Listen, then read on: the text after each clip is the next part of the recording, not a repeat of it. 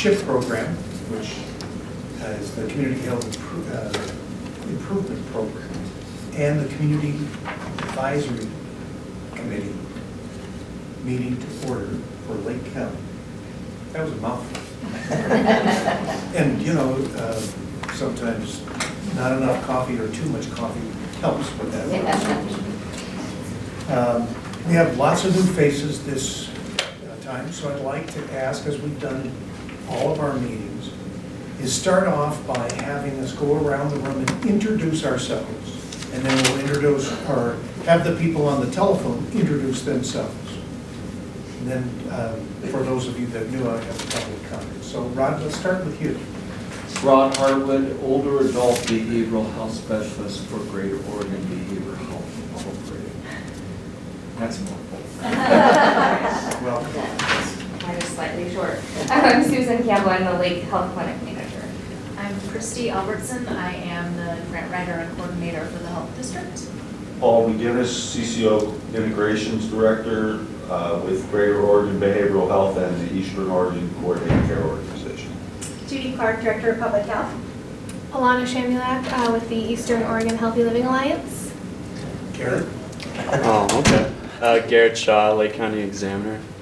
thank you. Leanne Davis, Director of the Lake County Youth Mentor Program.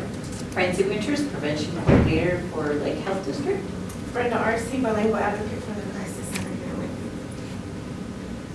Diane Clay, and I'm with the Lakeview Hospital's auxiliary program and the CHIP Department. And the CHIP Department. Yep, and the Lake County Food Share and several different organizations and interested parties. Brooke Kelleher with Food Corps. James Williams, Lake County Commissioner. Arvinder Singh, CHIP Coordinator for Lake Head District and Lake County. I'm Charlie Twait, I'm the district CEO. And who do we have on the telephone? Marianne Wren with Advantage Dental. Hi, Marianne. Anyone else? Maria Waters, Regional Outreach Coordinator for Oregon Health Plan. Maria Waters. Lindy Brown, DHS Self-Sufficiency. Jamie Davis, OSU Extension Service. Thank you.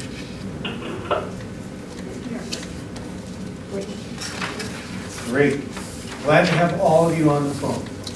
So for those of you that are new, and this is specifically for our brand new commissioner, just want to make sure that we all remember what our purpose is and why we are here.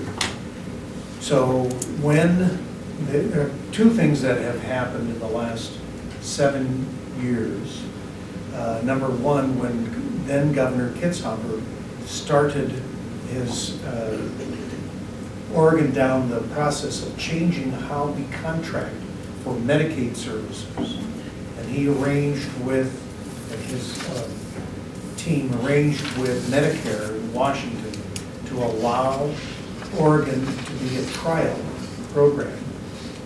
It's very close to the same time as the Affordable Care Act got started. So in that, there were, I believe it's 16 CCOs that were established in Oregon.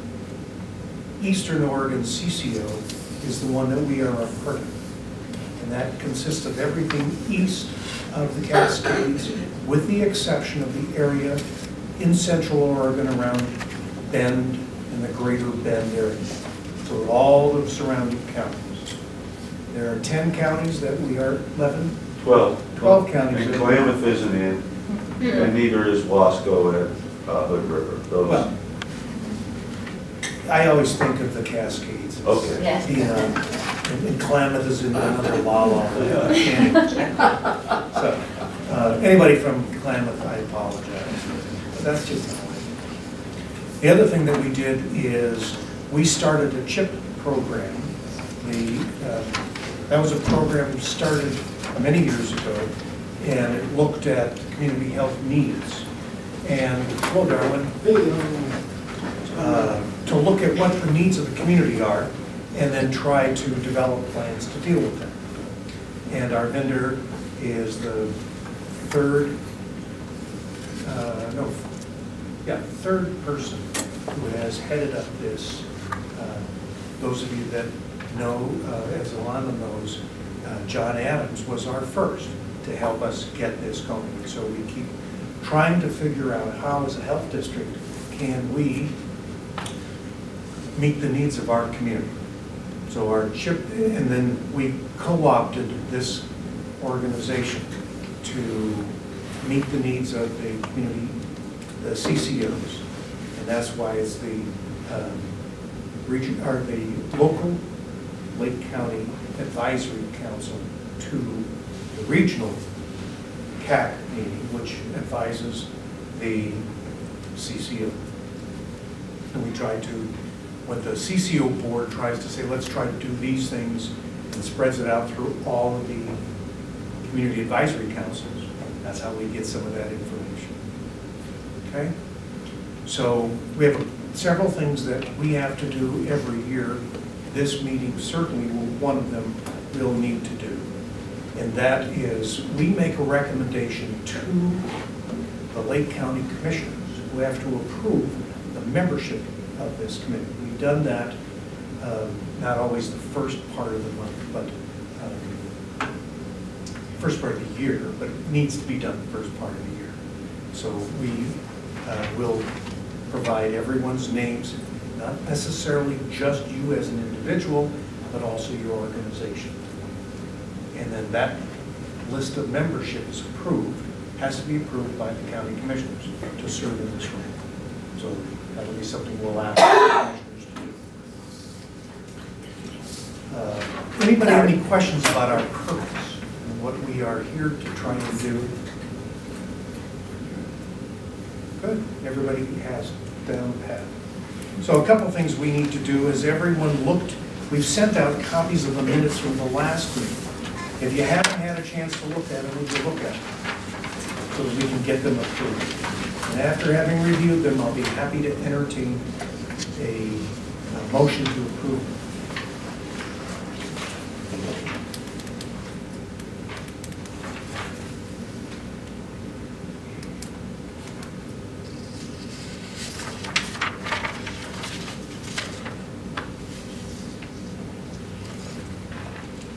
I hope everyone on the phone has received a copy of the minutes. If you haven't, let us know and we'll send you a copy.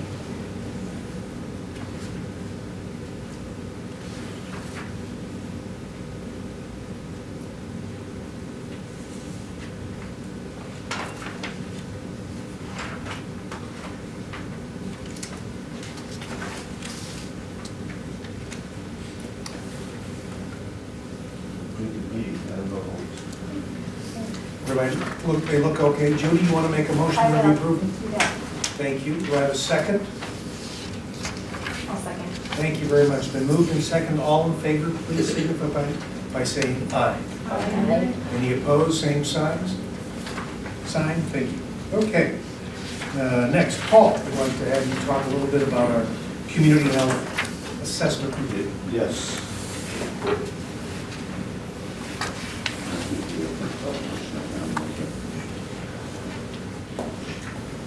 So hopefully the people on the phone have received this copy. We're looking at the one that says Lake Community Health Assessment Final as a document.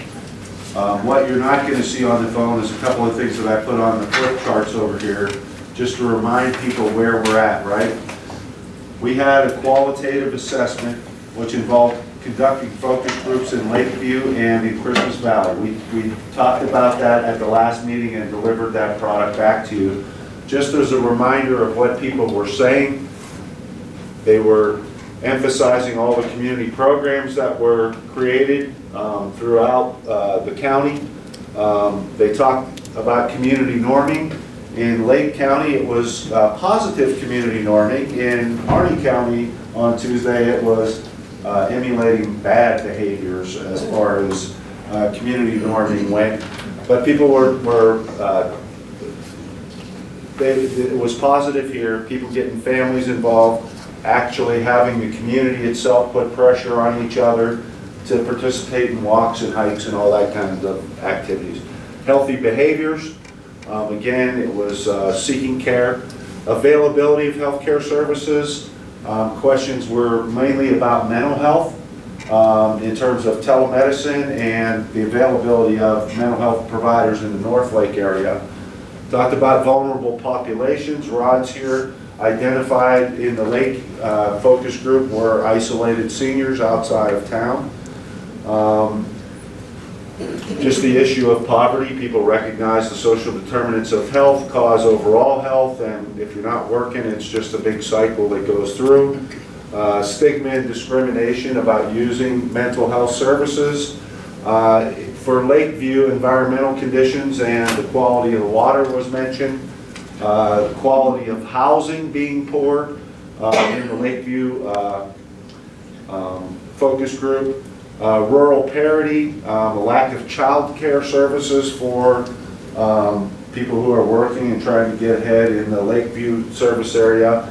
Vocational training, the program at the high school that they're getting up and going, and opportunities for jobs. And for Christmas Valley, it was healthcare workforce, more needed, and education of the population on having healthy behavior. So that's qualitative. These are people's attitudes, opinions, and beliefs.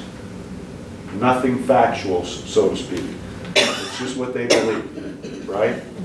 The other thing that you're going to see over here is what was in our community health plan from prior, from 2015. We had identified our priority areas as early child health, and that included oral health, the ages and stages questionnaire, which is our developmental screen for children age 0 to 36 months, and parenting classes. For mental health, we needed more actual mental health providers. I think that it's been worked on, and we also had the mental health first aid programs, which have taken place throughout the county within schools, law enforcement up in the north and in this part of the county. We also had obesity as an identified issue with physical activity that included Outback Strong and areas around food security, so people having access to healthy foods. And then senior health, which also included oral health and a potential for a van visiting to provide senior oral health. Obviously, if you don't know, Medicare does not cover hearing aids, much on vision or oral health. And then last one was physical activity for those folks. So what I'm trying to do here with this data that I'm going to share is triangulate with these things. Did people say it? Was it in our plan last time? And is the data getting better or worse for Lake County as a whole? The other thing that you should be aware of is we produce this for each county. We know that there are sub-regions within Lake. And the data that I'm presenting on deaths and all that kind of stuff is from Lake County. But there are sub-papers that I've given you from the Office of Rural Health. 3 documents, one named North Lake, the other one Lakeview, and then the sources of information that collects what is collected by zip code, which is now all vital records, the births, deaths, those kinds of things, can be produced at a sub-county level. So if you want more detail about whether it's Lakeview or Christmas Valley that has more of an issue, that's where we'll look, but we're not going to look at that today. The other thing that I want you to know about this is that we're treating this as a draft. If we see stuff that doesn't make sense, we want to call it out. We'll fix it back up before we produce a final assessment that the hospital and public health can use for the assessments that you're required to do under the IRS and then under the rules of the Oregon Health Authority for Public Health. If I can just make a comment Please. about that. Both the hospital and public health, I don't know if there's any other agency that is required to do a community health needs assessment. Mental health. Mental health. It's coming back. They let them off the hook for a number of years, Charlie, but it's supposedly coming back. So you'll have that one as well that you can all. So one of the things that has happened in lots of counties is that one group makes a health needs assessment and another makes a group health needs assessment, and you were looking at the same population, one of the things that we think will benefit Lake County is that we have one vision, so that we look at all of these, and we don't try to create what is often called silos. And we think, well, it's only really important to mental health. It really doesn't matter all the other components of health. Our goal is to try and have a plan that works for the entire community. And hopefully we can pull it together. The problem is that they're due at different times on a 3-year cycle, so we're trying to pull them all together so that people aren't assessed to death. But it's been a while. So the other thing that I want to tell you that's not in here, that you have seen, that I'll bring up a couple of points about. In April or May of last year, we have to go back to the minutes, we bring what's called the cost and utilization report for the 1,800 members from Lake County, how they consumed health services and those kinds of things, and the cost of care. That's a separate document, it's not here. We will have that again before this final assessment has to be, and plan have to be done. If we need new data, it'll be out in April. So, just so that everyone understands, there aren't 1,800 people in Lake County. 1,800 Oregon Health Plan members. We also have information on Medicare recipients through our ACO. So that adds to that. While it gives us a picture of a segment of our population, roughly, give or take, 25 to 30% of our population, it is a good correlation to the rest of the population. So we don't have a full picture of the population, but a good picture, okay? But my one reminder, and we'll get back to this when we talk about the incentive measure performance historically at the end of the document. Last year, 2017, can anybody remember what percentage of the approximately 1,800 Oregon Health Plan members consumed no primary care? Zero. Oh, No, go ahead. You said 40%. Yeah, it was 38.3%. Oh, nuts. And prior year was about 50%, so it's come down. Our Outback Strong effort is really targeted at getting people to come in for preventive health services and screening. That links very clearly with positive community norming, but that's still too high. Mary Ann, do you remember what the percentage is for recipients getting oral health? Well, I can tell you that it's been something that we're working towards. So if we're looking at the entire population, and it's been for around 50% of children is quite a bit higher, and they're the ones that help bring up that number for us. But for the adult population, it's not as good, because we're not getting them in typically unless they have a dental concern.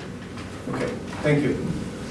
And the other thing that I wanted to share is we had prioritized oral health for kids. We've been doing lots of screenings in the schools, all that kind of stuff. We have data on the dental sealants, but we have not had any new data since 2012 of actually going in and looking in kids' mouths to count cavities when they're in second grade, which is called the Oregon Smile Survey. It's supposed to be published anytime. Have you heard any more along? I heard January. Okay. I know they gave us some preliminary numbers at the conference. Right. And as a region, Eastern Oregon, I think our cavitation rate went down by like 5%. I don't know what specifically our county is going to look at, or... Well, it's a grouping of counties. They grouped the counties together, and the southeastern part of the state was the absolute worst in terms of the percentage of cavities. When we get that information, we'll bring it back in. Like I said, we're treating this as a draft for right now. But there's really kind of a dearth of information about oral health other than, you know, how many sealants we put on permanent molars, and whether or not people claim that they went and saw a dentist in the last year or not, which is self-reported information. So if we can scroll down our vendor till we get to the first table. In here, in here we have our data set. Behind it, there's the data dictionary, which describes what these measures mean. We also have a chart on kindergarten readiness for each county since 2013. We also have some reports on child care, early education related to the idea about whether or not adequate child care exists in Lake County. And the last, there's a couple of different housing profiles that are available that we just share with you. But first, let's just get to the data. You can stop it there, that's great. Come down a little bit, there we go. So I just want to point out a couple of things as you're looking at this information. We tried to go back 2013, 15, 17. That's the most recent stuff that we can get for many things. And we compare it to Oregon of 2017 so that you can see where the percentages are. When we get a little further in the data, I'll point out, it'll say a range of years for the Burfus report. So we went back as far as we could get for the behavioral risk factor surveillance, and it'll say in parentheses, this range of years, this range of years. So even though the headings still say that, you're going to get the data, what the years were from the table on the left. A couple of key points here. You had a little bit of growth in the overall population, over 8,000 now for the entire county. Again, if you want to see the split, you can look at that other profile for Lakeview and Christmas Valley. The percentage of people over the age of 65 compared to the state, it's high. How does that compare with other counties like Harney or Grant or? They're about the same. They're all about the same. In 8 counties that I serve in, only Umatilla and Malheur County are. Have a younger population? Yeah, they have a younger population because of the Latino population. Otherwise, they're all up there in that range. And that's the row crop, migrant worker population, is that correct? Well, we don't really have migrants anymore. No, they're. We don't? We have a tiny bit, but it's mostly seasonal farm workers which live there. They're not on buses and. Traveling? Yeah. You know, that kind of went out a number of years ago because it's just too expensive to migrate, and they plus they're working in some of the food processing plants and other plants as well. So the term is now seasonal. Seasonal farm worker. Farm worker. They may not have work all year long, but when season comes and they're trying to put together other jobs that they can. But this keeps growing, right? One other thing you got to look at in the United States as of January this year, it's the first time that population 65 and older is greater than population of children in the United States. And we have a negative fertility rate. Right. Not in the state of South Dakota. Yeah, South Dakota and one other state. And we do have a decline in 0 to 17-year-olds. So really what that's telling me is we're growing older, but we're not replacing. So Have you been to Lake County in 2018? Yeah. I know you said Not a baby. nothing dramatic in terms of race or ethnicity, gender, sexual orientation. In socioeconomics, at the bottom of the first page there's something I want to point out. One is right here. This is wrong. But we went back to the American Community Survey. What is the American Community Survey? Anybody know? This is Congress's attempt to do intercensal updates. The census is conducted every 10 years, mandated by the Constitution in order to redistribute representation in the House of Representatives. Every state gets 2 senators, but as Oregon grows, likely in 2020, we're probably going to get another congressional member and have 6 districts in Oregon. But in between those 10 years, people need more data. So they continue to survey a portion of the population. It's not a complete census of everybody like the the one for representation. But clearly something went wrong because all of our areas are way too low on the single parent households. We have more than that. You can see in the other 2 years, it was the same at 29.8. Again, that gets back to our child care issue and the triangulation there. Gets back to people in lower income levels who are trying to do the right things. So that's a big point. We'll look for that. And you don't know why that is, why that's wrong? Well, I mean, it's published on the US Census, and I just don't believe it. Okay. Okay, I understand. Yeah, I mean, it's just, well, it is a, you know, they take the people that are surveyed, and then they use mathematical formula to extrapolate them, you know, to the entire population. So that's part of it, but all of them are low, so it doesn't make any sense. And we can watch and see that employment has gone down. There was one comment in focus groups about the, there was a workforce stuff, but no vocational training where they said, you know, people are having a hard time getting folks to come to work sober. So, I mean, we still have low unemployment. Population without a high school diploma, you're still over the state at 16.1%, but that's expected when you have an older population. So, and the older people are, the less likely they are to have had that diploma. Many of the right around World War II left school to participate in war efforts and jobs, even a little younger, so that's where that's coming from. The main one that I like looking at now is the 5-year high school graduation rate, and you are clearly doing better than the state of Oregon. So if our superintendent were here again, we'd point out a little praise there. Did that number, the number went up, but there was some concern that because we added the 13th high school year, that would reduce our graduation. It's 5 years. They give you 5 years to finish or get your GED. The Department of Education does. So, next page, please, Arlinda. I'll be quick here. One that I wanted to point out was the child poverty rate.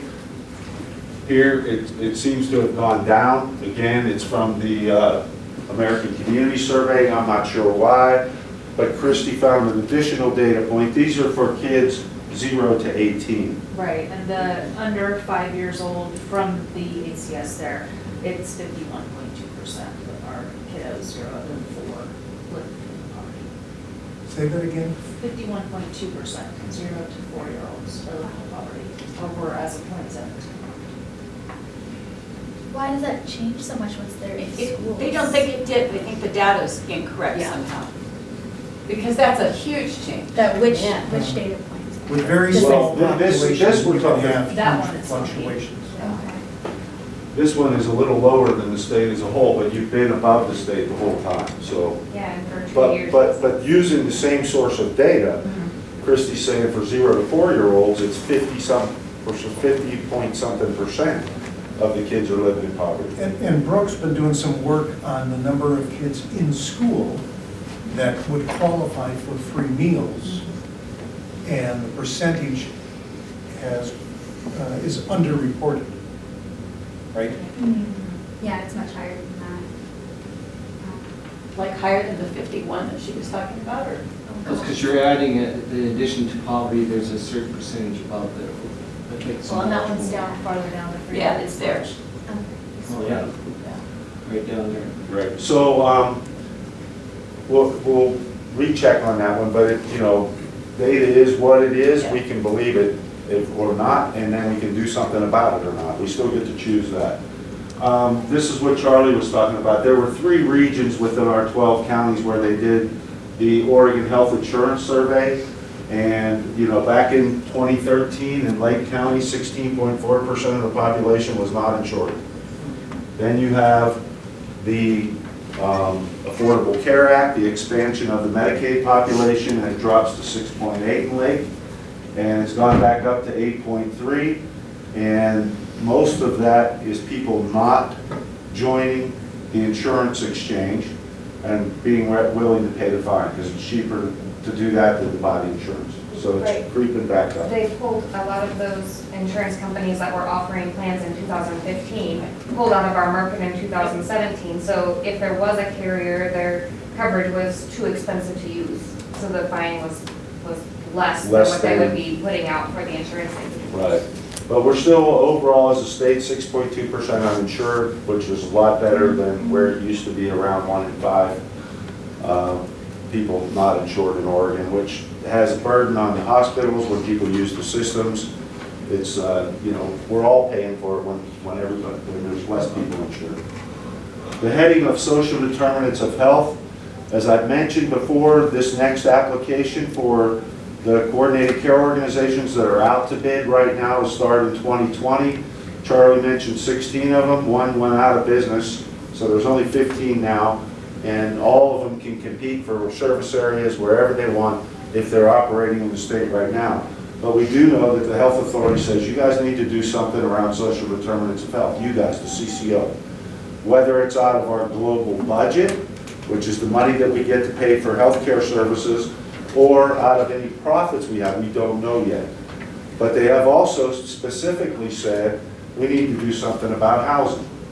So we did bring some information about housing. You guys have your housing coalition going, whether it's supportive housing for people with mental health issues, people coming out of the criminal justice system, other folks, you know, it's something we got to do. We just don't know what level we're going to have to commit to. Housing is a lot of money. You know, it just is. It's a lot of money. So we gathered occupied housing units. They didn't have those in the earlier surveys, but they're saying 77% for Lake County. Renter occupied housing is about the same as the state. Percent of renters spending more than 35% on rent in Lake County is about almost 39%. You have some really great graphs on that. Yeah, later on, it actually breaks it out a little It's a lot easier further. for them to Yeah, see it's that. 1.1 in, you know, people in poverty are paying way over 50% for their housing. Yes, Carl? So, just on the planning level, both the city of Paisley and the town of Lakeview are going through a housing needs analysis right now. So with the state, DLCD, Department of Conservation Development is funding that, so. Who's funding it? DLCD with the state, yeah. So What is there's, DLC? it's the Department of Land Conservation and Development. Okay, thank you. And anyways, that's just kicking off, so if any of you are more interested, come in contact and we'll get you some more information. But there will be, you know, advisory committee to that. When do you think that report will be completed? Hopefully by the end of July, sometime, well, end of the summer. Probably. Does it address supported housing? It'll address Veterans housing? Yeah, those kinds of it's things? gonna do a, you know, a housing inventory and just kind of look at all the factors there. Okay. And one hasn't been done for many, many years, so it's.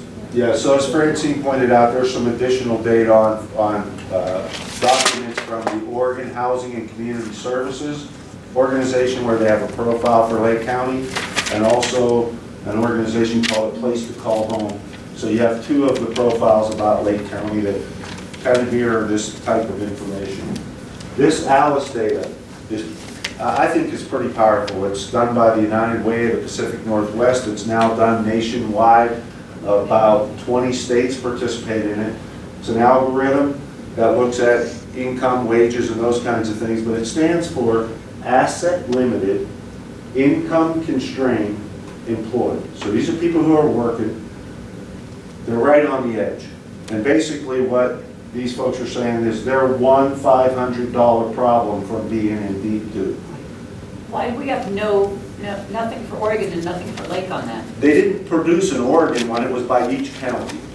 Where are you at?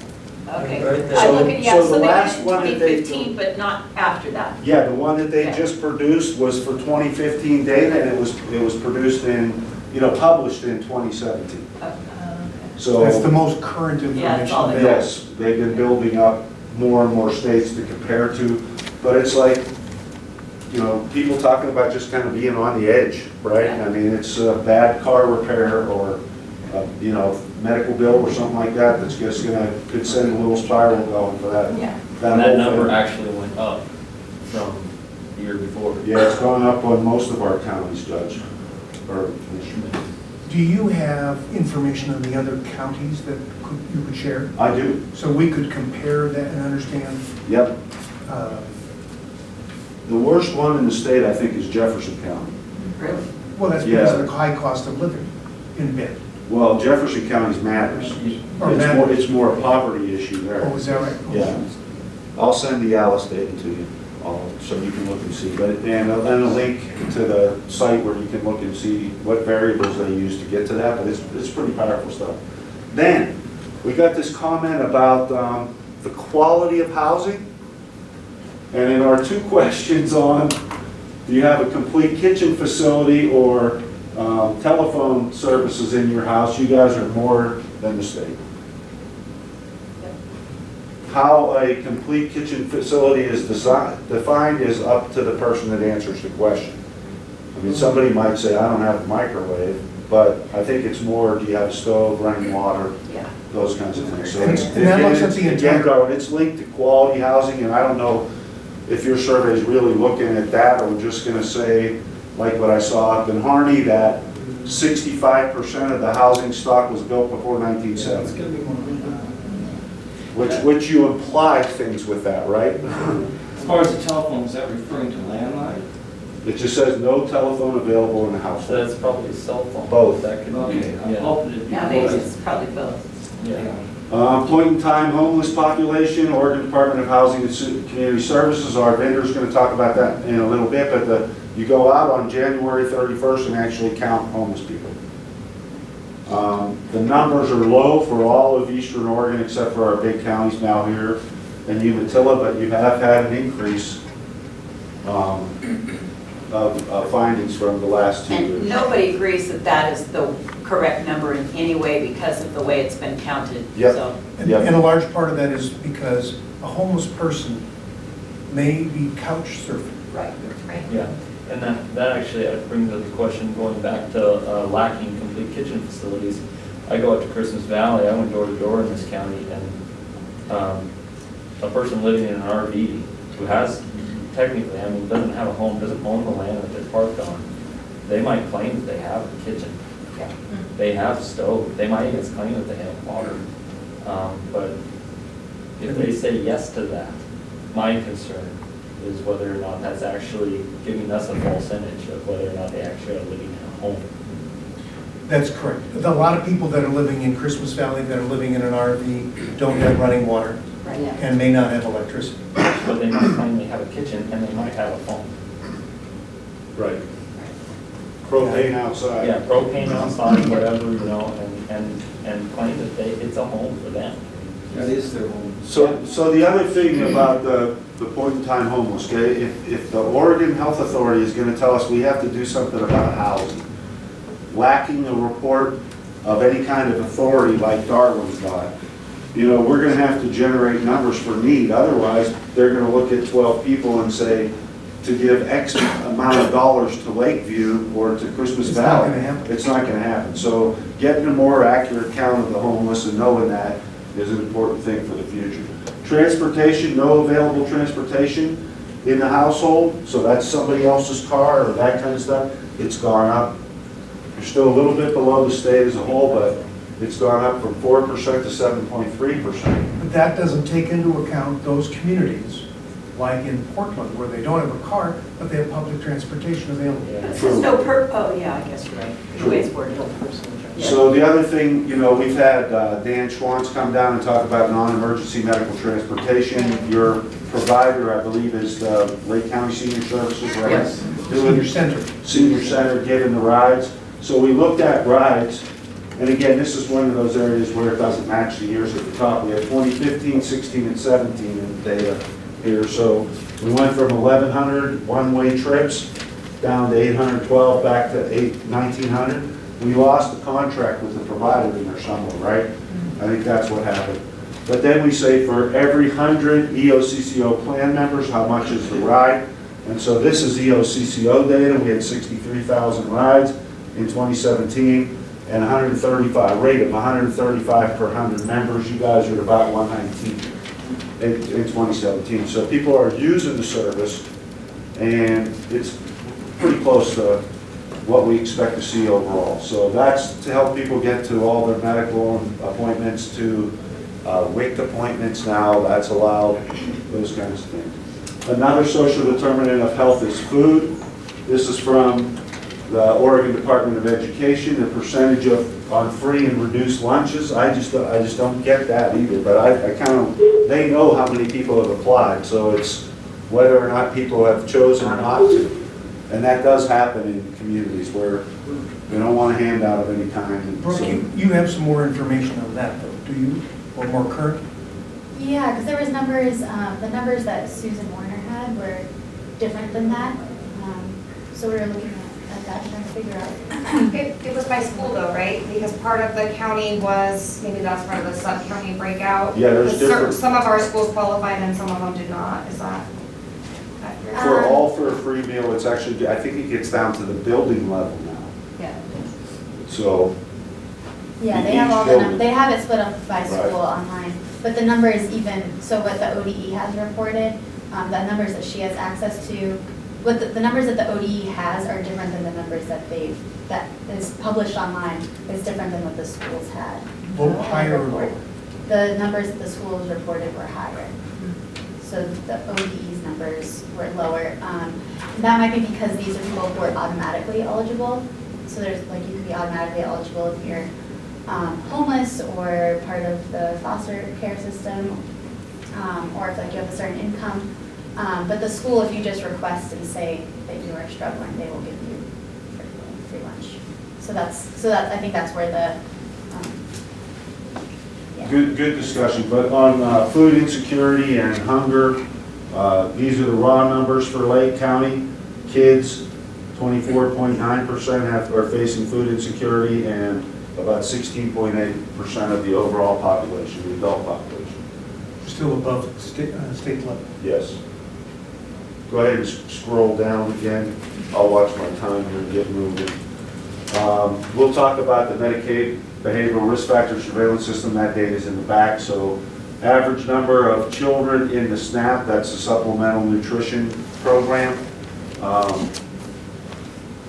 dropped a little bit, but again, we have less kids than we did before, so it's not a percentage. I just wanted to give you raw numbers so that, a percentage doesn't tell you as much as saying that there's, 479 kids that are eligible for SNAP. And is that eligibility or actually using? Using, yeah. The next area on social determinants was the vulnerable population. So we look at maternal health, maternal depression, children, homeless youth, kindergarten, and disabled population. The key here, I think, is infant mortality rate jumped up. There may have been one death. Again, that's births per 100,000, and can make it look bad if there is an infant death, but otherwise you're pretty low. Adequate prenatal care leads to low birth weight babies, so you can see the correlation. Look at the low birth rate baby, wow, that's huge. 161.4 after previous year it's 62.8. And and this is wrong too. This is a typo. That should be 0.8, I believe. Here's the one that we're really getting scared about. There's a survey done of all moms. Talks about a lot of stuff for maternal health, but we had this incredible jump in depression during or after pregnancy. If our child care people were here, they would tell you what the impact of a child is on a child if their mother experiences depression. This is produced each year by the Oregon Health Authority in partnership with the Centers for Disease Control. They produce a data set for each year. They wouldn't give us individual county data because it was too small, and we might be able to identify who that person was by looking at the other questions. So this is for the entire EOCCO region. This is across our 12 counties. We've requested access to their database so that we can annualize this. I think this is a blip in 1 year of data to go from 21.3, which was where the state was, up to 47. It's one of those things where if they surveyed X number of people and 3 or 4 more of them said yes, and so if we can get 4 or 5 years worth of data together, we'll be able to smooth out that big bump and see where we're at. It's also possible in my mind that as a region, we have had more emphasis on our mental health. True, we're screening more for depression than ever before, So the more that we're asking the question, Yep, we're more likely to catch people that are expressing depression. right, and this maternal depression is a project that Alana's got going up in 4 of our counties as a pilot, which partners the home visiting programs with public health and the mental health provider. You guys aren't part of it, but you got the system in place to actually go into homes and have the mental health people right there with the home visiting nurse. And we have home visiting also with the families, like what Vicki Taylor does. She goes and visits and does that too. So we do have another agency going in there, but we don't have mental health with them yet. Another thing that has increased at least during 2018, was the percentage of postpartum visits that we were actually making sure happened. So if you're screening more people, there may be more of an increase because you're asking the questions that you weren't asking before because now you're seeing them. Right, this is not provider-generated data. Oh, okay. This is, after the birth of the mom, they wait like 6 or 7 months, and then they have a one-on-one with them. They talk with them about whether they intended to become pregnant when they did. And by the way, that answer is still 50%, and that's all births, not just Medicaid. 50% of women, and that's why we have the effective contraceptive incentive measures, did not intend to become pregnant. The victim rate for child abuse and kids in foster care, it's gone up all over our region. I think it has to do with this, poverty and struggles for people to go with. Homeless youth aged 18 or less with a parent or without, we didn't get any data for Lake County. There's a document that we'll scroll by that talks about how much it costs for child care in relationship to people saying that it hurts their ability to work. So we'll show that. Percentage of children aged 3 and 4 not enrolled in school. There's a lot of them. And some of it's because it's not certified by the state, you know, those kinds of things. But, you know, that's Head Start right there, giving kids a chance. Kindergarten readiness, we'll show you that in a little bit, but 3rd grade reading levels have dropped, but we also know that right in here, the actual test changed. So it went down everywhere, but it's still saying that only 43.2% of 3rd graders in Lake County are meeting the readiness requirement. One of the scary things about this, the criminal justice system has an algorithm to predict how many prison beds we're going to need in the future, and this is one of their variables. Yep. 3rd grade reading levels. Yeah. You have a question, Brooke? No. Permanent immunization rates were low. Here, I'm not sure, I know Judy's reached out and tried to tag everybody. We might not meet the measure this year. Really? And the developmental screens we don't have on here, but it's in the report overall. So you'll see that in there. People with disabilities has dropped as well. Again, from the American Community Survey. I'm not getting how you can get an older population and have less disabilities. It just doesn't, it just doesn't ring true. But it's the census, the American U.S. Census. And all kinds of resources are deployed. These are our 8th and 11th grade teen health survey data. Lots of different points. I just want to point out a couple. The people who said they had good mental health in 8th grade was way lower than the state as a whole. This is why I've tried to target the 8th grade. I have not gotten into that grade at the schools. But when you look at the teen health, Oregon Healthy Teens, or the YRBS, the youth behavioral. Yeah, that's what this is. Yeah, exactly. And I'm like, look at these. This is where we need to be able to go. Yeah, this is, the 11th graders are generally doing better. Right. The preventive care visit, though, we can see this little jump here. I'm assuming that's our adolescent well clinic days, that they got that there. We do have, did you have an oral health visit? Lots of them said yes. Again, these are teens responding. Do they know that it was to a dentist or not? I don't know that we know that. If Mary Ann and Advantage Dental were in the school screening and you got the survey the next week, they'd say, yeah, I had an oral health visit, right? Mm-hmm. So, going from there. The other one for the 11th graders was the preventive care visits. going back up a little bit, and then it was the oral health visits as well as part of it. I'm looking at the having sexual intercourse for 8th graders, it's gone up. Yep. Yes, it has. Well, we've also, I don't know how old you are in 8th grade, but we've also lowered the effective contraception measure to 15 rather than 18. So, again, we have that data that we can draw back on in terms of healthcare at the local level. Go ahead, Arvinder. Next page. These are our deaths, nothing unexpected. Cancer and heart disease are still the big ones. Haven't changed. Health behaviors, these are the behavioral risk factor surveillance system. There's several ranges of years. Again, it's published on the left-hand side. You can see the death rates over 5-year time periods to even things out. Did want to point out the overall mental health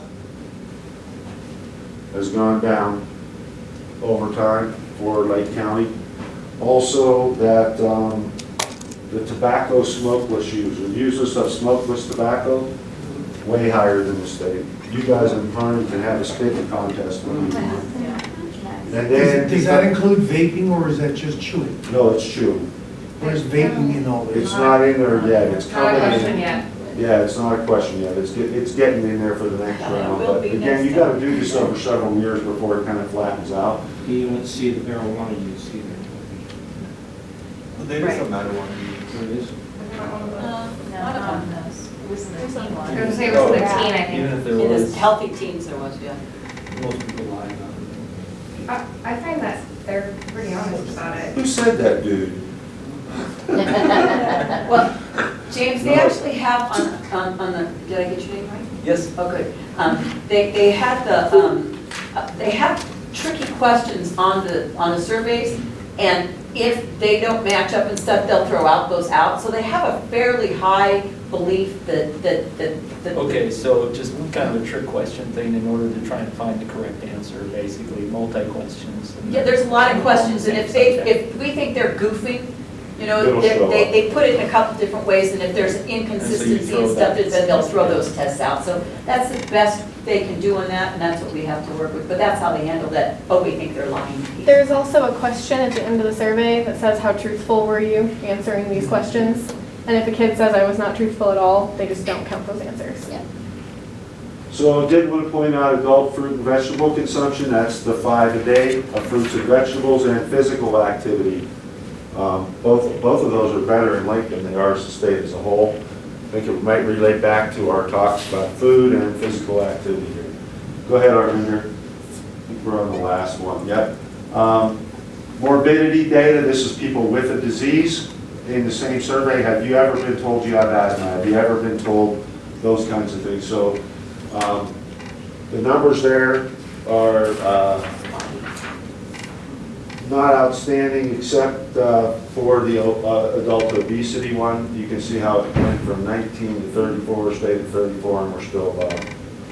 So remember, the state health plan, they're going to require that we have at least 2 of their elements in the state health plan. Obesity is one of them, and I'm sure we'll be able to keep that in all 12 of our community health plans because it's still an issue everywhere. They didn't have sexually transmitted disease in it, did they? No, they didn't. That's another good point. Okay, so at one of the earlier CAC meetings, somebody said, how come there's no communicable disease information on there? So we went and looked at that particular county, which was a small one. I mean, there were 4 cases over 4 years of sexually transmitted infections. So, I mean, we can get the data and put it in here if you want, but what we have a hard time with, Judy, is like measles outbreak. Right. Those communicable diseases that are linked to immunizations, you know, they're pretty small too, even though there is a big risk if we really get an outbreak when immunizations are involved. So go ahead and scroll through the next pages, which are all the data dictionary. It defines what it came from, where the source was, those kinds of things. The next one's going to be kindergarten readiness. The test has changed over time, so comparing 2013 to 2017, not always apples to apples. No, that's wrong. So, but when you're looking at the information, there's 6 things. No kid is Yes. not ready, let me put it this way. Nobody's denied access to kindergarten. Yeah, we were wondering when we had. You know, you get in, even if you're scoring low on whether you know your sounds, letter names. Do you know why that is? Now, the letter names, they changed, they went from just big, uppercase to lowercase, so you can see this drop from kids not being able to identify Yeah.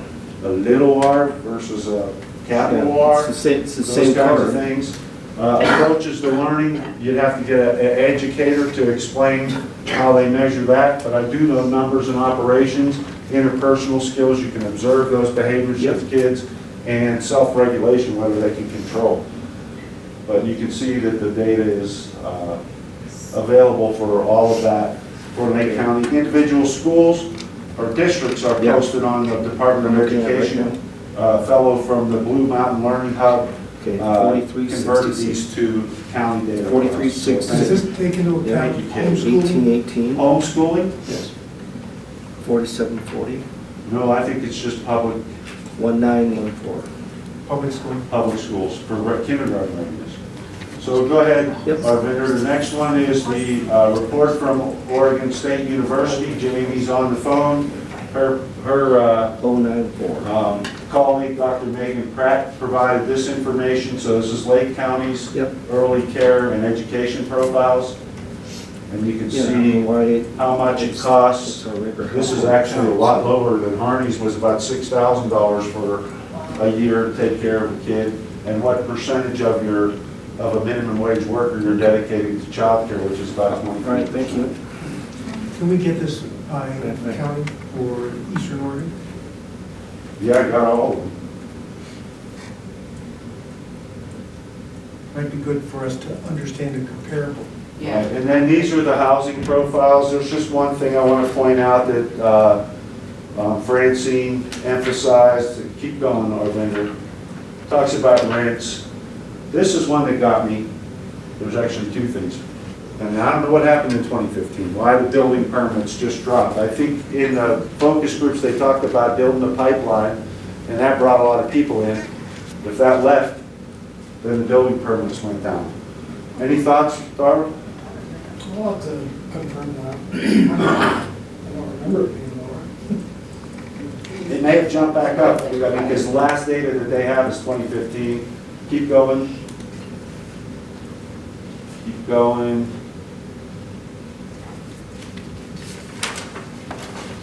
Passing a lot of good stuff.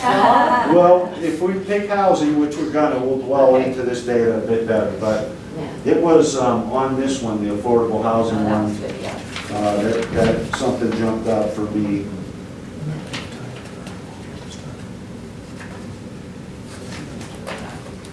That's what I was telling you about.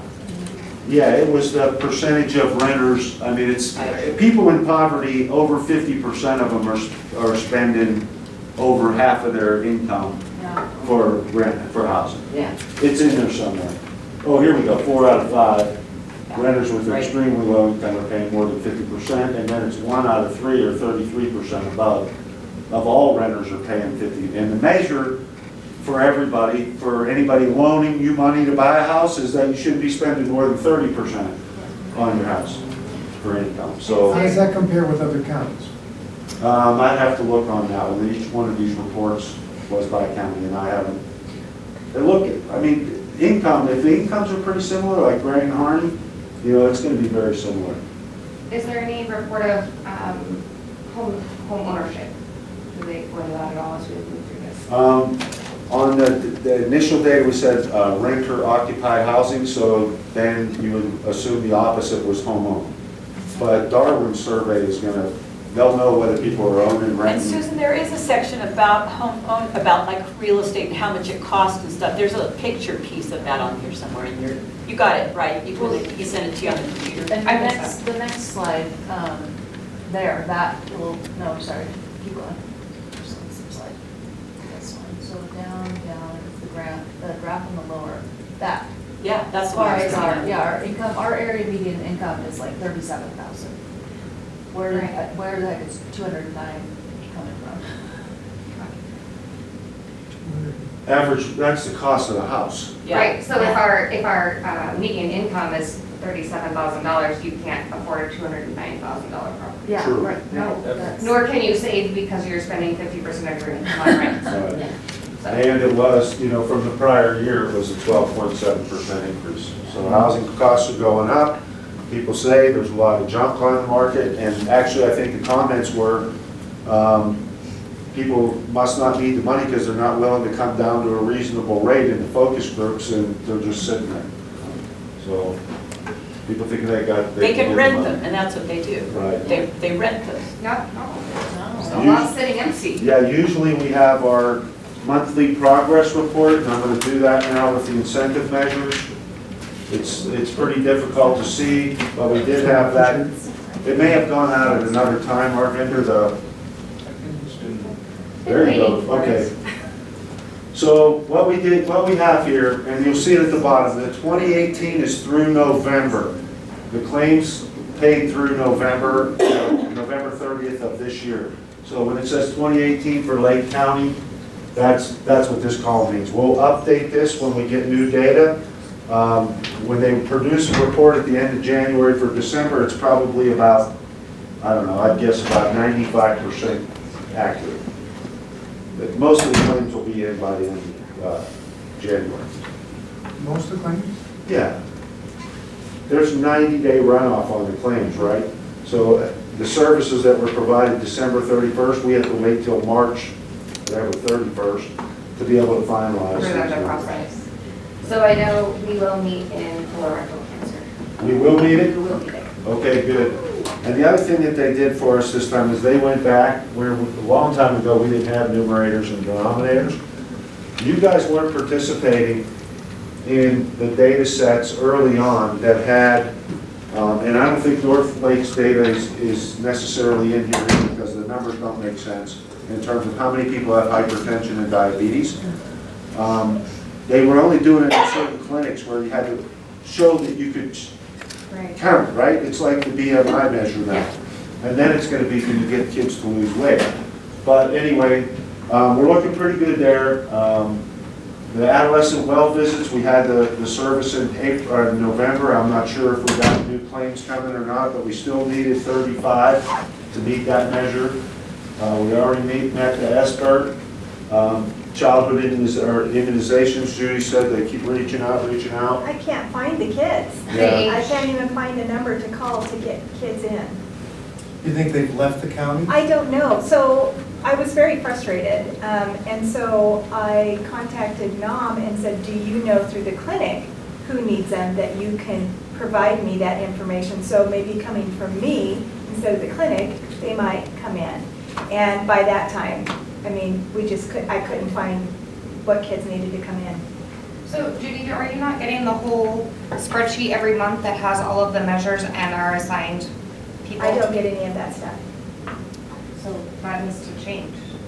Because I was asking, how do I know? I've been sending How do I that to know? you. The ones that have the kids' names on it, though? Yeah, they're in a different tab. So across the bottom of the Excel, there's all these tabs, and one of them, Oh. there's a tab for each member that goes with each So corresponding. maybe I need somebody to show me how to read these. Yeah, let's I can do that. get together on that. Yeah, because I couldn't figure out what kids No, we- needed to come.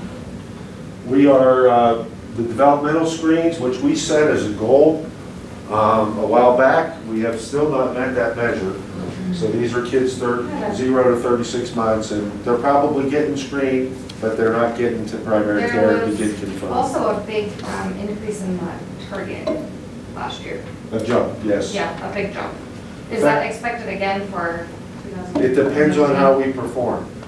Effective contraceptive use, we met. Emergency department, we're still meeting. With mental illness, we're still meeting.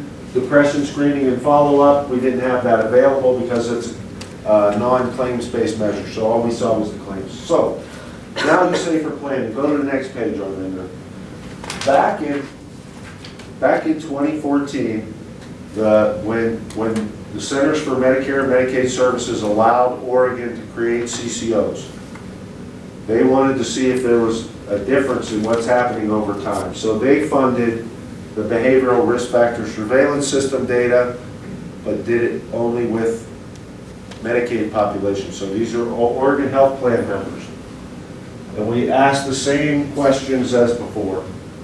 And what you can see here is that, you know, the Oregon rate, you can see for all Oregon Health Plan members, so these are EOCCO members, and then just for the 12 counties in EOCCO, the health authority did that for each CCO. What I did was I went back to 2017, this was published a couple of years after they did it. I identified 1,106 adults in Lake County, and then applied the EOCCO percentage and said, these are the real numbers of people that are probably dealing with that condition. Cool. That was nice of you to go My through all diabetes that number is work. almost dead on. I just ran that report. But that's just for one clinic. That doesn't include Warner Mountain or North Lake. Right, that's true. Yeah, it Does was, this include North Lake? it does. It's all of Lake County. So what it says is our percentage of patients in the Lake Health Clinic, should that meet the diabetes issue, is consistent with the whole county. So the other clinics are not. They have a biased. lot less people assigned to them. So- Yeah, but the percentages should say, well, right? Yeah, so what I'm gonna do is, you know, I'll try to get a little thing here that identifies issues that I saw, show where it came from the focus groups or from the data that's here. We'll probably have a list of about 8 to 10 areas that you guys will be able to prioritize for planning next meeting. Any questions? I know it's a lot of stuff. Now we're going to do a test to see. Well, does the process make sense of how we went from what people said and then trying to find data that either exists or doesn't? Yeah, I did actually have a question though in regards to oral health. You said 5%, there was a 5% drop in the cavity rate? What was the actual percentage? What was the 5% drop from? So the previous number from the last SMILE survey, Eastern Oregon as a whole was 72%. And then 6 to 9 year olds have had a cavity, and then the preliminary numbers they gave us was down to 60-something%. I don't remember exactly. They gave And us. for Lake County, do you? They do it I in think a they region. lump us into with region. Grant and Harney. I think that's as specific as we can get. The survey should be coming out any day now. Yeah, we'll bring it back. Yeah. And oral health will be one that we put in One that we can prioritize. One of the things to keep in mind for all of you that are either not from the area or are new to this, prior to Advantage Dental purchasing the clinic that was owned by Dr. Pat Safer, all Medicaid recipients had to leave the community for dental care.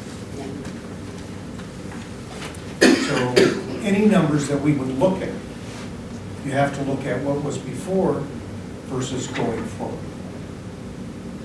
So with Advantage Dental buying that and now treating a much higher percentage, a significant number of Medicaid recipients, that meant that we should see a precipitous change in the count of kids with cavities, because they were being treated. Well, if they saw an untreated cavity, they still counted it as a cavity in the SMILE survey. They just referred them to service. Yeah. And I don't even know in the SMILE survey if they make any referrals, because the SMILE survey, what the SMILE survey was and what Advantage Dental comes in and does are completely separate. It's different hygienists from OHA that are contracted with OHA come in and do that survey. It's not the Advantage Dental hygienist reporting those numbers. I don't know how they do that, but. It'd be a shame if they wasted that time and not. Oh, they make the referral. I was gonna say they It's have to have made the referral. It's unethical to screen if you don't have a place to refer. Okay. Any other questions of Paul on this very comprehensive report? Thank you, Paul. You bet. Excellent. Thank you. We'll bring back a final in a couple months and any additional data that we have, and I'll get you those reports. Okay. Next thing we need to do for this committee, we will be submitting to the commissioners the list of members. We also have to elect a chairman and a vice chairman. So I will be happy to entertain nominations for chairman that might be different than me. How about Susan? You've become a valuable member, you were here, you've got a great connection with the health district.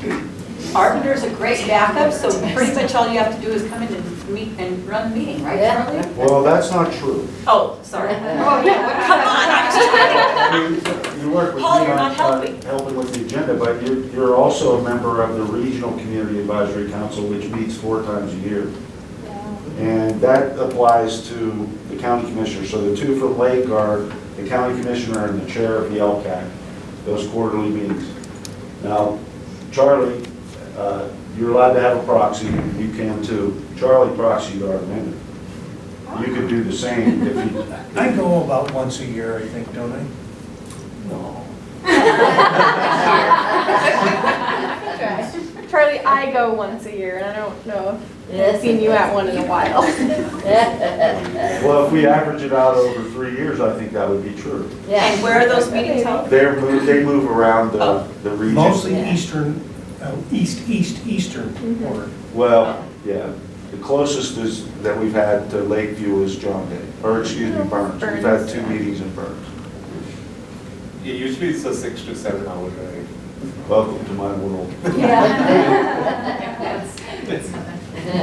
So we have a nomination for Susan.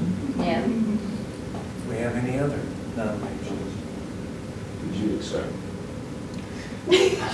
Did you accept? We didn't or have a did you- second, so. You'll have a chance to interact more with the mode primary care people too. They always come to those meetings. Do we have a second? I'll second that. Okay. It's been moved and seconded. Do we have any other nominations for chair of this committee? Okay, hearing none, all in favor of Susan being the new chairperson, say aye. Aye. Any opposed, same sign?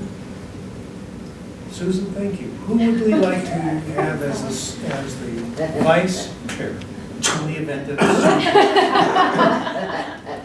it's not here? You didn't show up today, let's get. Yeah. What are we missing? Isn't that how that works? Well, the role there is simply to run the meeting if you're not available. Okay, well, I would suggest that our vendor be there. I would second that. Yeah. All there you right, go. moved in second to have our vendor as our vice chair. All signify by saying aye. Aye. Any opposed, same signs. Our vendor, thank you. Thank you. So Appreciate that. now when they travel though, if he was gonna be the proxy, then, and he's now the other person, does that mean you're short? No. Or you're good? Because Okay. we have, Somebody has to the go. chair Okay. is identified and then the Okay. head commissioner for health Yeah. are the 2. Cool. So it would work that way. There is a slight issue here I just want to address. The commissioners actually haven't voted yet on being a liaison to CHIP. We've never had you as been a liaison to you. Well, actually, when the CCO was created back in 2013, and we're going through another round now, it's all up for bid. County commissioners got to decide which CCO they were organized to. And your last commissioner was? Ken Ken. Kessler. Yeah. But And so he was And Ken still serves on the Eastern Oregon Board of Directors, not the Regional Community Advisory Council. He actually doesn't because he was the designated county commissioner. So What I don't know is did the board? He got you a bottle of wine at the last board meeting. That's true. So I don't know whether that was his last one or not. So what we have on that board is there are 2 commissioners, county commissioners that are representing the 12 counties. And who are they? Ken Kestner and the commissioner from Grant, except he. Yeah, he stepped down, Chris Lappard Chris Lambert. originally, so I'm not sure. they haven't necessarily replaced either one.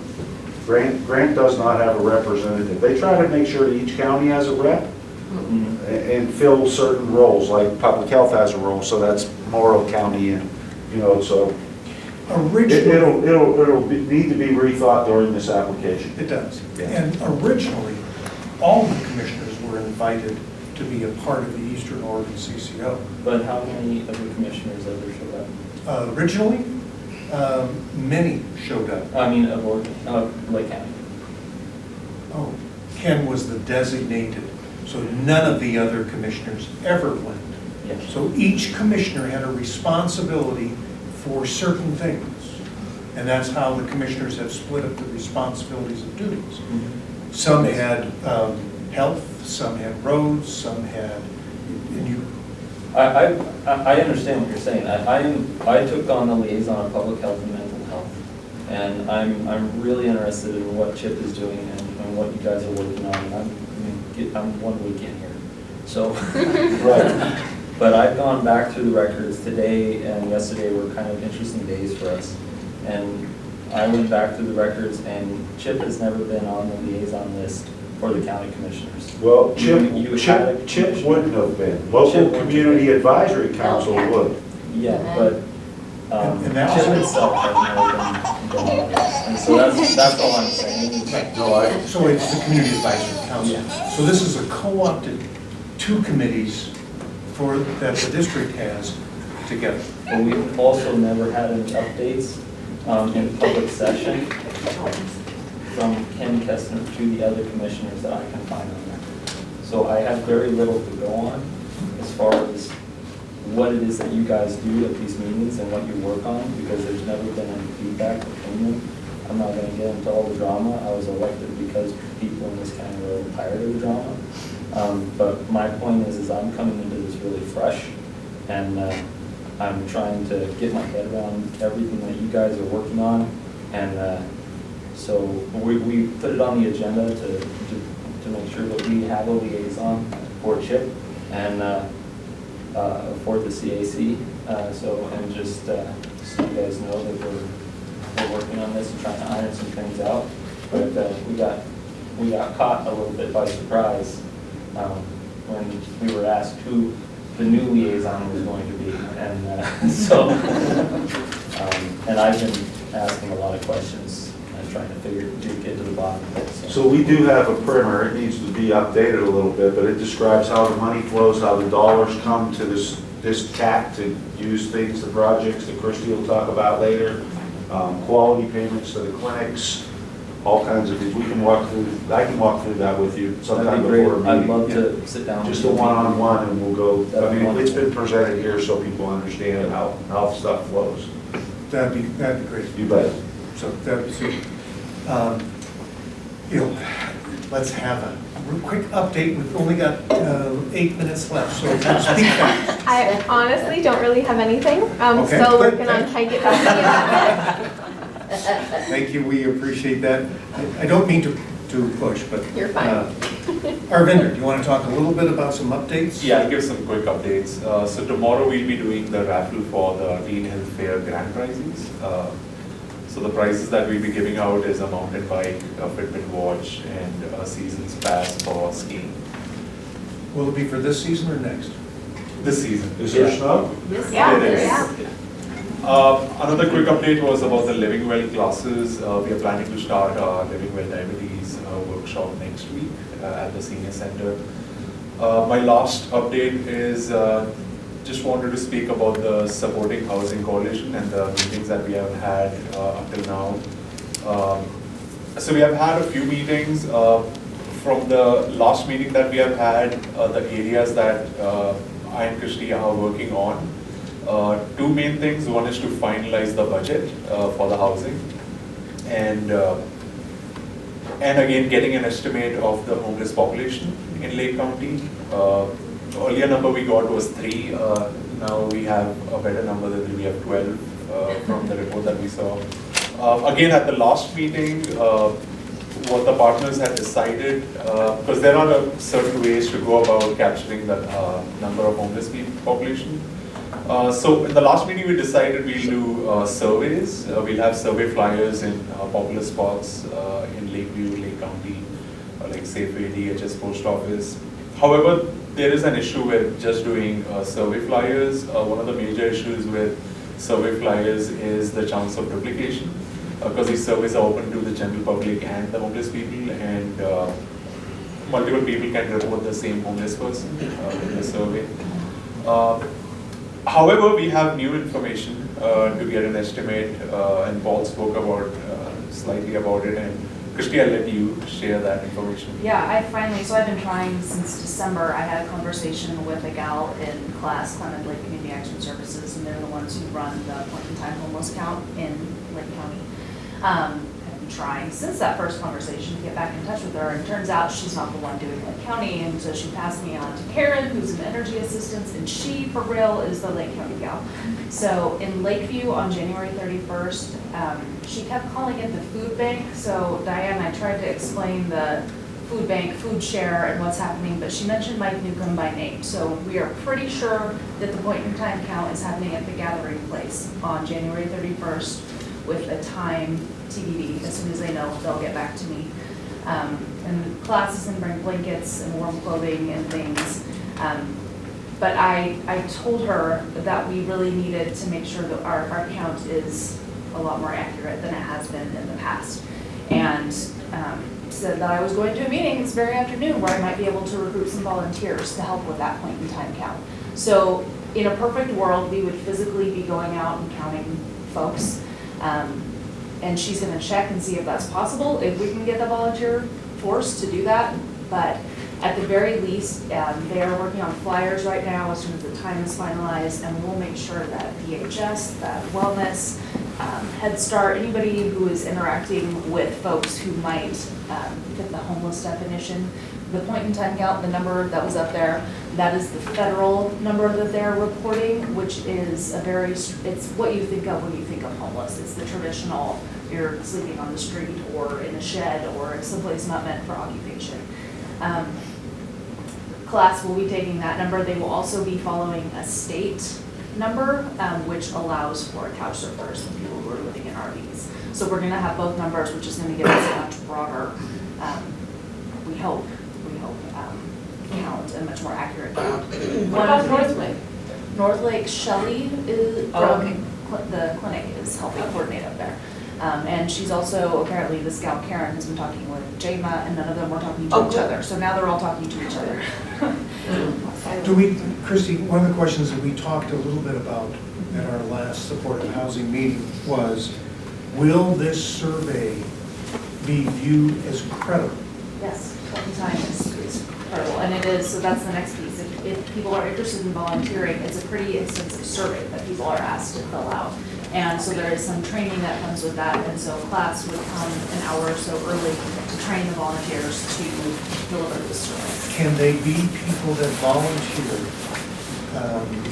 if they're a pastor, or if they are somebody with DHS? A mandatory reporter? A mandatory reporter. I will find out about that. Because if the person that is doing the survey is a mandatory reporter, and the mother is the homeless person, if it's a mandatory reporter that finds the information, they have to tell DHS, right, which might mean they lose their children, therefore they're not as likely to respond truthfully. Right. So we want to make sure that we are getting a credible survey, that we're asking people in a safe fashion to get good information. Because to give you an idea, 3 was one list of numbers, this showed 12, and one of our pastor advisors has said they think easily the number is in the plus 30. Is there a warming shelter here, Charlie? Mm-hmm. Okay. And so as a consequence, if we were to use numbers that we think are credible, will somebody outside of this area say, yeah, we think you made it up, it's not real? Or how do you, where do we get to where someone says, we agree? But you just have to document the method that you used. And, I mean, you know, we used this and we followed this, it's a best practice. I mean, that's what you said, point in time is recognized as a solid way to do it. And we just follow that, and that's how we say we did it right. And, yeah, But whether people know where to look, that's the question I have here. Yeah, training the people who are volunteering is probably. Yeah. Well, you can also calculate the number of mental health case files that you actually have versus the population of the county. That's another way to calculate it. I mean, I would think that would be the simplest way. That will give us. Well, not homelessness. No, that doesn't And that's necessarily. the number we need, is the homeless number. Another, so class, like I said, is gonna have blankets and stuff like that, but it would be ideal if a meal were there was food, because people are more likely to show up if there's food. And again, this is a population that could probably use that. So that was the other thing I wanted to bring to the team, is if there's a way that we somehow can provide a meal. I think working with the school district too, they could put the finger on those that are homeless. Kids or moms, single moms. Yeah, I thought there's school no. districts are required to report it. But that's, yeah, so that's the problem you get into. Yeah, I'll find out about the mandatory these. Meal, is that something that? So Chairman, can we use the funds Going back to mandatory reporting, the school districts, the kids are couch surfing, families are couch surfing, so. Yeah, it's just, I'm not sure I understand how you calculate homelessness. That's the whole point. Yeah, I mean, It's because. very difficult to do. Yeah, But exactly. if you- In this county, they're living somewhere.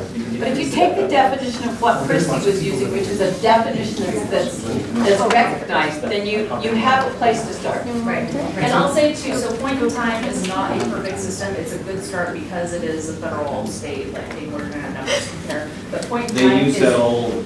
Yeah, and that, but it is just that, we are looking, we're there January 31st, is where were you last night? Were you homeless last night? So it's not looking back over the course of any period of time, so it's not perfect. So anybody that wants to volunteer or knows somebody that wants to volunteer that is not or you're passing it around. Yeah. But it isn't just this group. We want to make sure that if we know of others that are not mandatory reporters. That's the key part. Yeah. Mandatory reporter. So, This is so frustrating. I won't report. Okay. So are we hearing that it's not, we can't do it then? I don't know yet, so if you're interested, sign up and I'll get back to. Put an asterisk next to your name. Okay. Yeah. Too late. AmeriCorps, we're required to do a day of service in January for MLK, so the two other AmeriCorps people on here too, I'll let them know. And you're not Definitely, mandatory. Liz. If you work in schools, you're like a technically mandatory Or reporter. any schools, fire department, police, healthcare. But they're not the other two. That's why I'm not sure that's an issue, because I know a lot of people that work in that field that do this. Well, we want to make sure that we're getting a credible survey, that we are getting information that we can look back and say, yes, this is a good, honest estimate. And we all, not we all, many people that know our population think the number is in excess of 30, if not more.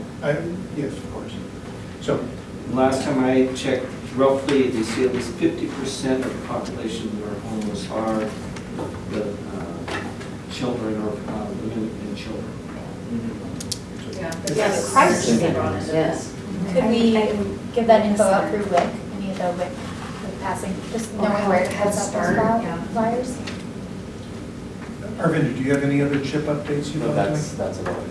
So, Christy, you wanted to talk anything about the grants? Yeah, I'll just give you guys a quick update on where we are with the EOCCO grants. The LCAP is more or less written. I'm waiting for letters of support to come back, and I'm waiting for data from the clinics.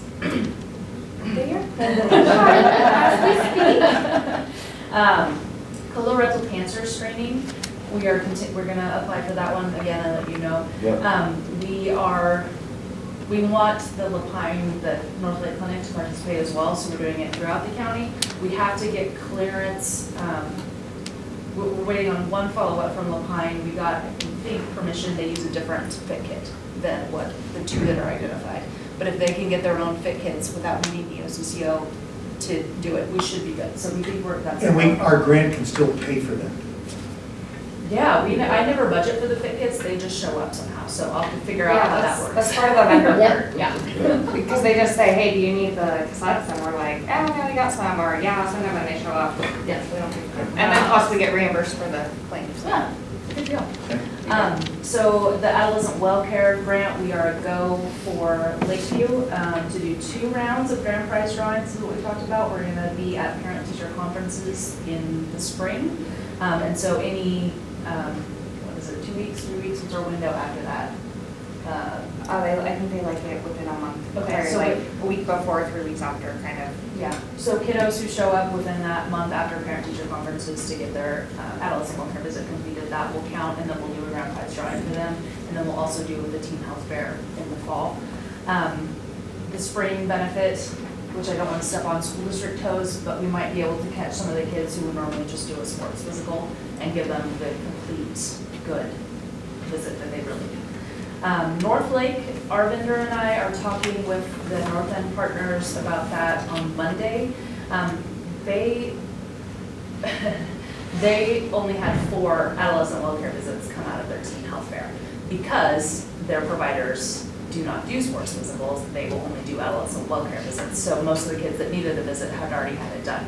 So the school has talked about possibly having a provider come to just do sports physicals. And so the clinic is a little nervous about what's going to happen to their numbers, but we can't necessarily justify a health fair anyway, so we're going to work out those kinks. So everyone understands, there are 2 health districts in Lake County. In order for one health district to deliver service in the other health district environment, we have to have written permission. So for Lake Health District to provide a provider in the North Lake Health District, we would have to have written permission to be able to do that. Correct. And that certainly is an issue of concern. So we want to be mindful of our 2 groups' responsibilities. Under that grant, we're also going to target the 18 to 21-year-olds. We don't call them adolescent welfare visits for that age because these are young adults, they need wellness visits. And we are going to give gift cards. We tried the idea of a grand prize drawing for this age group this year, and they didn't get it. So we're going to go with gift cards for the kids, so it's the immediate gratification. And maybe do some targeted intervention, advertising, phone calls, outreach in March, June, August-ish, November, December, so we're catching the college kids when they're home for breaks. And we are also, this is not necessarily this group, I'm working with Kristen Hill, our patient navigator here at the health district, for the ED utilization grant. We started that one this year, and there have been so many delays for various reasons that we did not do all of the things we said we would do. We're working with the gals at OHSU to get on track and see what we can do, but we want to ask for more dollars so that we are, what we're doing through this grant, Kristen is using a very specific electronic health system, an EHR, to track individuals who have had a previous mental health diagnosis who are using the emergency department for a not mental health or substance use need.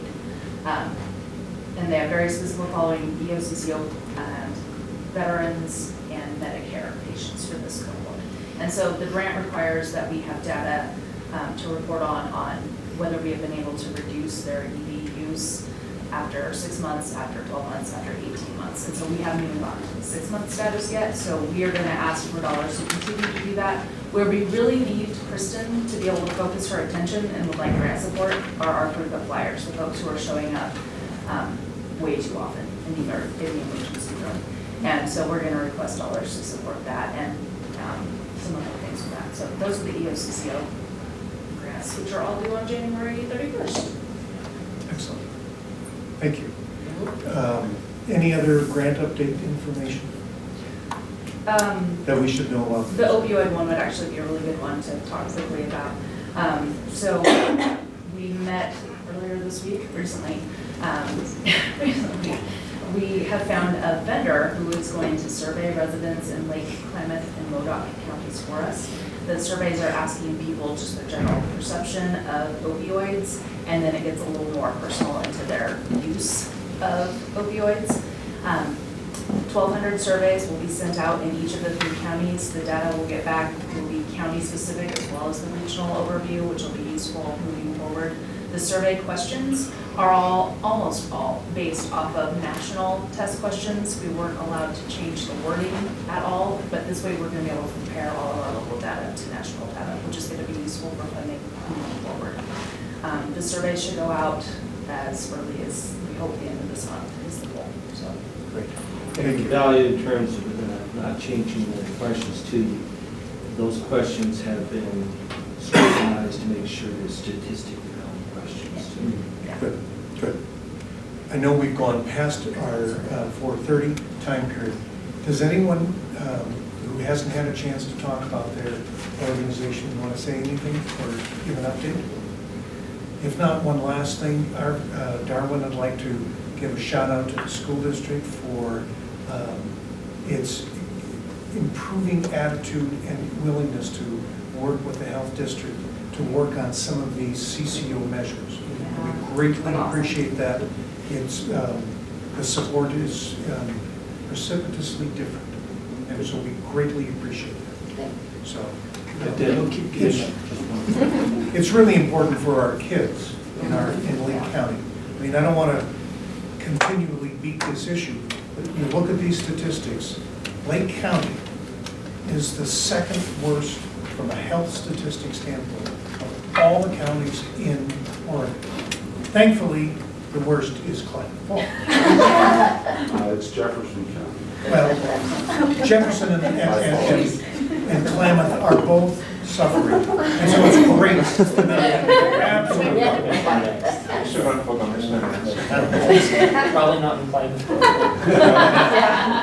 Anyway, we have a lot to do, and we can make, on the people that we impact, we can make a huge difference.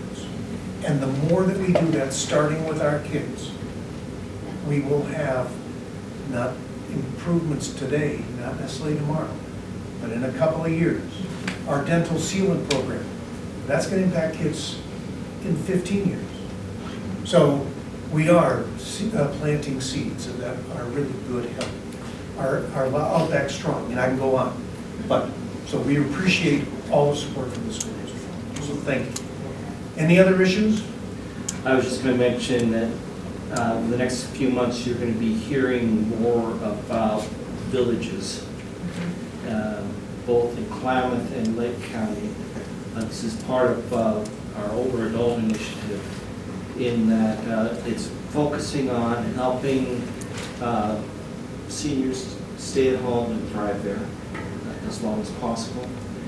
And this model, Villages model, is seen lots in more urban areas, but we're looking at developing a model that's going to work in counties like Lake and Klamath. And the Hospital Council of Klamath and Lake, is that the term, right? Not Hospital Council. Council on Aging? Yeah. Council on Aging. Yeah. Area Agency. Area Agency on Aging, the Council on Aging of Klamath and Lake. They're actually taking the lead on this. They've hired a part-time coordinator for this as well. So, and speaking about the county commissioner, we are going to be approaching the county commissioner to be one of those champions in this program too. That's fine. That's fine. Just let you know ahead of time. No So worries. Yeah. Are you going to be around after the meeting? yes. Yeah. Let me get your contact info. And Okay. I'll try to give you some info stuff so you can reach out at your convenience. Okay.